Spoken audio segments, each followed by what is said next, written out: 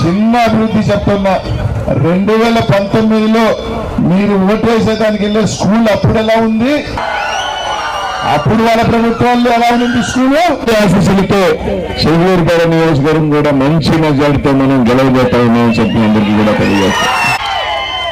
ఊర్లో ఇద్దరు బాగుపడాలంటే ఆ బాబు రావాలి, కానీ ఊర్లో అందరూ బాగుపడాలంటే మనకి జగన్ రావాలని మాత్రం అందరికీ కూడా తెలియజేస్తాం. ఒకసారి మీరు ఆలోచన చేయండి. ఈరోజు మీరు ఏమన్నా పథకాలు తీసుకోవాలంటే ఎవరి దగ్గర నిలబడాల్సిన అవసరం వస్తుందా? నేరుగా మీ ఇంటికే వస్తున్నాయి కదండి. ఏ నాయకుడైనా మీ దగ్గరకు వచ్చి నేను ఇప్పించా పథకం అని చెప్పే ధైర్యం చేయగలుగుతాడా? ఇప్పుడు నేను ఇప్పించా కాబట్టి